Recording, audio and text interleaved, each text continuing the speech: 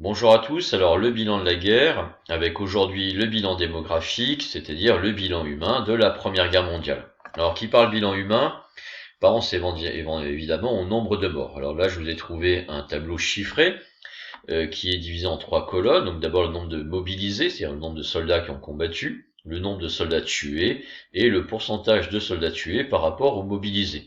Donc là on voit que par exemple en Europe il y a eu 66 millions de soldats qui ont combattu.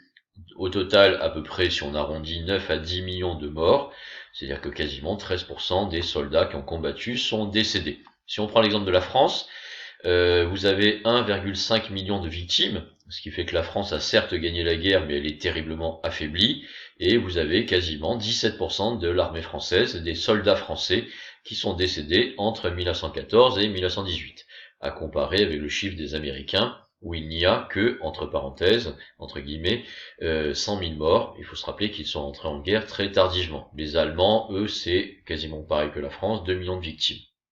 Donc deux chiffres à retenir, 1,5 million de morts pour la France et 10 millions de victimes pour l'Europe. Alors parmi ces victimes, il faut en individualiser certaines, et notamment on reparlera de ces hommes qu'on a pu identifier. Certains ont eu droit à des tombes, leur corps a été rendu aux familles pour qu'elles les honorent, mais certains n'ont pas été identifiés. Donc on leur a attribué une tombe. Alors il n'y a pas qu'en France, il y a aussi en Angleterre, mais notamment en France, sous l'Arc de Triomphe. Vous avez ce qu'on appelle la tombe du soldat inconnu, dans lequel en 1920, on a enterré un de ces soldats qu'on a pu identifier. Dans le nombre de victimes, dans le nombre de morts, il y a un type de monument qu'il faut nommer immédiatement, ce sont les monuments aux morts. Chaque village de France voit apparaître ce genre de monument. Et vous avez ici par exemple celui de Romorantin, où on voit une Marianne ailée qui attribue la couronne de laurier des soldats victorieux et qui offre le rameau d'olivier, symbole de la paix. Alors évidemment, dans une guerre, on pense essentiellement aux soldats, mais aussi il faut penser aux autres, aux civils, ceux qui ont survécu. Alors notamment, vous avez ici cette affiche de 1916 qui vous parle des 1 million d'orphelins. Vous avez 1,5 million de soldats morts, cela fait au total 1,5 million d'orphelins, et c'est en 1917, ce n'est pas un hasard, on est juste après la bataille de Verdun, qu'on invente l'Office des pupilles de la nation. Les pupilles de la nation sont des enfants dont les parents sont morts pour la France, et dont l'éducation est prise en charge par l'État. Autre exemple de ces orphelins, on peut aller notamment à Jansiou, le monument aux morts de Jansiou dans la Creuse, un petit village d'1 millier d'habitants en 1914. Regardez juste le nombre absolument impressionnant de soldats morts pendant la Première Guerre mondiale. Et ce monument est très connu, que c'est un monument pacifiste, donc contre la guerre. Maudite soit la guerre. Et vous avez ici un petit orphelin qui pointe le nom de son père avec cette inscription. Donc vous avez 1 million d'orphelins, vous avez à peu près 600 000 veuves. Alors vous avez le monument aux morts de Péronne, là c'est un champ de bataille, et là à nos morts, avec un soldat, un poilu mort, et puis cette personne, alors parfois on l'identifie comme sa mère ou comme sa femme, mais cela revient au même finalement. Cela montre ces civils qui sont vivants, mais qui sont également en souffrance, notamment les veuves, les orphelins. Journée nationale des mères de familles nombreuses, 1920. Alors là, cela fait référence à un autre phénomène qui sont ce qu'on appelle les classes creuses. C'est-à-dire que ceux qui combattent sont généralement des garçons entre 18 et 20 ans. Sont rarement les personnes âgées qui combattent, rarement les très très jeunes. Ce sont surtout ces tranches d'âge, ces classes d'âge des 18-20 ans. Alors par exemple, si on prend la classe 14 c'est ce qu'on appelle, c'est la génération qui a 20 ans en 1914, eh bien on estime qu'il y a à peu près 31% de la génération des 20 ans en 1914 qui est décédée en 1918. C'est ce qu'on appelle les classes creuses. Il faut donc repeupler la France, et ici vous avez une organisation, une festivité qui est là pour sensibiliser les Français à l'idée qu'il faudra repeupler la France. La France est dépeuplée. Dans cette idée-là, vous avez également la journée des mères, qui est un lointain ancêtre de ce qu'on appelle aujourd'hui la fête des mères, face à ce phénomène de dépopulation. Dès 1918 à Lyon et puis de manière nationale en 1926 en France, on va créer la journée des mères, avec ici tous ces soldats décédés qui vont vers le paradis, à défaut d'aller vers les champs de bataille, avec ici les orphelins et les mères qui doivent s'occuper des survivants. Donc les morts, les veuves, les orphelins, troisième catégorie de survivants dans ce bilan humain. Alors on va utiliser cette fois-ci l'histoire de l'art avec un peintre allemand qui s'appelle Otto Dix, un ancien combattant également, qui a fait ce tableau-là qui s'appelle Les joueurs de skat. Le skat, c'est un ancien jeu qui est surtout populaire en Allemagne. Et en 1920, il peint ce tableau-là.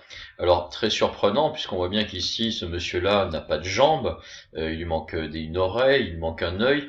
Lui est également ce qu'on appelle un cul-de-jatte, donc il n'a pas de jambes, il a une mâchoire en métal, il a un bras métallique, une prothèse, et en fait il vous présente un autre aspect de ce bilan humain qui sont les invalides.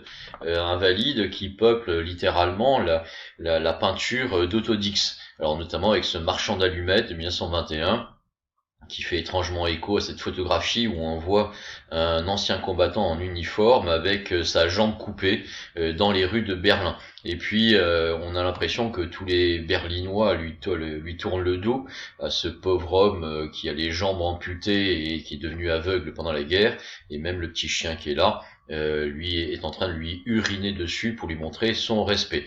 Alors ça renvoie à des invalides, à des handicapés, à tous ces blessés, et on s'attachera à une catégorie très particulière de ces blessés qui sont les gueules cassées. Les gueules cassées sont des hommes qui ont eu le visage arraché par des obus, qui ne sont pas morts, mais qui vont en revenir totalement abîmés et incapables de retrouver une vie active. Alors on voit ici par exemple les gueules cassées que la France avait envoyées lors de la signature du traité de paix de Versailles en 1919, et on peut voir énormément de photographies où on voit ces hommes qui viennent dans des états incroyables, donc tous ces invalides. Alors on estime qu'il y a eu 6 millions de blessés, 1,5 million de morts, 1 million d'orphelins, 600 000 veuves, 6 millions de blessés, et cela représente à peu près 15 000 gueules cassées. 15 000 gueules cassées qui ne pourront jamais retrouver une vie normale. Alors, cette partie-là, on utilisera beaucoup l'histoire de l'art, et c'est une sculptrice que j'aime beaucoup, qui s'appelle Jeanne Pouplet, qui est complètement oubliée aujourd'hui, qui était une sculptrice animalière, donc elle faisait surtout des petits animaux comme ceci, très talentueuse, et elle est recrutée par la Croix-Rouge américaine en 1917, dans ce qu'on appelait le studio pour les Studio for Portrait Mask, qui était à Paris, qui a fonctionné de 1917 à 1920. On voit ici Jeanne Pouplet face à une gueule cassée. On voit bien que une partie du visage a été arrachée, notamment l'œil. Elle a ici les photographies des soldats. Ce sont des photographies qui ont été prises avant la guerre, ou juste avant la montée au combat des soldats. Et puis des moulages en plâtre. Alors qu'on peut voir ici, alors ce sont des moulages en plâtre, ce ne sont pas des vrais visages, qui montrent les visages totalement arrachés, déformés de ces gueules cassées. Donc que fait Jeanne Pouplet? Eh bien elle a ici un de ces masques, un de ces moulages qui a été fait sur le visage du soldat handicapé. Elle regarde la photographie, il en manque une ici, du soldat avant la guerre, et elle redessine avec de la glaise, avec de l'argile, le visage, elle redessine les mentons arrachés, elle redessine les nez abîmés, elle redessine les yeux. Et que fait Jeanne Pouplet avec tous les sculpteurs qui ont été employés par la Croix-Rouge américaine? Eh bien en fait elle sculpte des prothèses. Alors là ici vous avez des sculptures de Jeanne Pouplet. Elle sculpte une prothèse sur lesquelles on accrochait en général une paire de lunettes, et puis on les mettait ici, donc on mettait ici cette espèce de prothèse sur le visage des gueules cassées pour leur permettre d'avoir une vie à peu près acceptable. 1919, premier défilé du 14 juillet, c'est le défilé de la victoire. Les Français avaient fait défiler les invalides, les gueules cassées en première ligne, et donc on voit donc ici en premier rang, à côté des Champs-Élysées et de l'Arc de Triomphe, tout ce ramassis déclopé en fauteuil roulant, avec des jambes en moins, des bras en moins, des hommes en fauteuil roulant sur des civières. C'est ça également la victoire de la France. Dernier passage par l'histoire de l'art, avec cette fois-ci un peintre autrichien, Egon Schiele. C'est un de ses derniers tableaux, il s'appelle La Famille. En fait, c'est un autoportrait, il se représente lui-même, avec sa femme et son fils. Donc un autoportrait d'Egon Schiele. Alors Egon Schiele, lui, avait tout fait pour éviter la guerre, pour éviter les combats, il ne voulait pas mourir. Donc il arrive à se faire pistonner et il passera tout son service militaire dans un état-major à Vienne.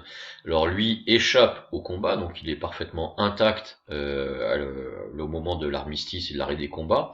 Et c'est ça qui est absolument terrible, on est déjà à 10 millions de morts. Et va arriver une épidémie qu'on va appeler la grippe espagnole, parce que c'est le gouvernement espagnol qui va annoncer qu'il y a une anomalie quelque part, puisqu'une terrible maladie apparaît, et elle fait des victimes absolument considérables, une terrible fièvre, et puis après des décès en chaîne.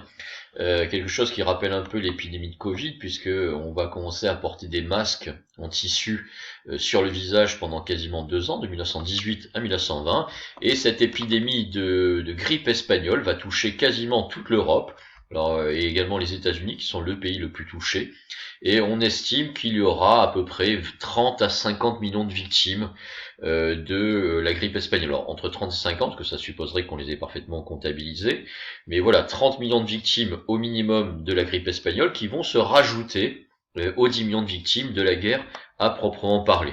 Alors des images qui nous rappellent effectivement la crise du Covid avec les masques, ces hôpitaux militaires qui sont en fait des camps de tentes parce qu'il n'y a plus de place pour accueillir tout le monde. Une incapacité à trouver un vaccin, à trouver quelque chose pour se soigner, d'où là ici vous avez une publicité pour les sirops bovins pour le rhume, mais qui soigne également, on vous le dit ici, la grippe espagnole, qui soigne de tout, en fait, de la bronchite, des poumons, et etc. etc. Donc c'est également l'apparition des charlatans qui prétendent avoir trouvé cela. Et que vient faire notre Egon Schiele dans tout cela? Bien, il a échappé à la guerre. Et qu'est-ce qu'il vous montre avec ce tableau-là? Ben, en fait, il est entièrement nu parce qu'il vient de tout perdre. C'est son épouse qui est enceinte et vient de décéder avant même que le petit bébé soit né, et lui-même qui a échappé à la guerre attrape la grippe espagnole et il va décéder très très très peu de temps avant la fin des conflits. Vous voyez, le 31 octobre 1918, il va décéder de la grippe espagnole. La guerre s'arrêtera le 11 novembre 1918, donc il meurt 15 jours avant l'arrêt des combats. Alors il n'est pas seul dans ce cas-là, on va prendre des artistes essentiellement pour illustrer ce propos. Alors un poète que peut-être vous connaissez, qui s'appelle Guillaume Apollinaire, il a fait un recueil de poésie qui s'appelle Alcool, dans lequel il ne met pas de ponctuation, et puis généralement au collège on étudie ça, c'est calligrammes, donc c'est poésie faite sous forme de dessin. Alors lui, Guillaume Apollinaire, c'est un Polonais, il va s'engager dans l'armée française, qui est son pays d'adoption et qu'il aime. Donc lui, immigré polonais vivant en France, s'engage dans l'armée française, dans l'artillerie. C'est assez surprenant de voir un poète tirer au canon. Il sera légèrement blessé à la fin de la guerre. Là, ici, on le voit ici, là, il porte un turban et un uniforme militaire. Donc là, il a une petite blessure à la tête, mais il en réchappe. Et il est heureux, puisqu'il est blessé mais survivant. Et juste à ce moment-là, le 11 novembre 1918, grippe espagnole, il décède. Il fait partie des quelques millions de victimes de la grippe espagnole. Là, on est vraiment pas de chance, à 3 jours de l'arrêt des combats, mais la grippe espagnole arrive. Alors on va pas tous les faire, mais vous avez Munch. Alors Munch, généralement vous le connaissez peu de noms, mais vous connaissez essentiellement son tableau principal, le Cri, qui est considéré comme le tableau le plus cher du monde. Lui, c'est un Norvégien, donc il ne participe pas à la guerre, la Norvège ne participe pas à la guerre, et malgré tout, Munch se représente ici avec la grippe espagnole, donc ce tableau s'appelle Autoportrait à la grippe espagnole. Munch, lui, en reviendra, et il survivra à cette épidémie. Alors s'il fallait retenir 3 idées, alors le bilan humain, c'est certes des morts, mais il y a aussi les survivants en souffrance, les orphelins, les veuves, les classes creuses, les handicapés, les gueules cassées. Donc dans ces blessés et ces gueules cassées, il faut bien comprendre il y a un doux retour à la paix. Que va-t-on faire de tous ces invalides? Vont-ils trouver une vie familiale, un retour à la paix? La réponse est évidemment non. Et puis troisième aspect de ce bilan humain, la grippe espagnole, qui aggrave considérablement le bilan humain de la guerre. Je vous remercie de m'avoir écouté, et puis ne cherchez pas les histoires, c'est moi qui vous en trouve.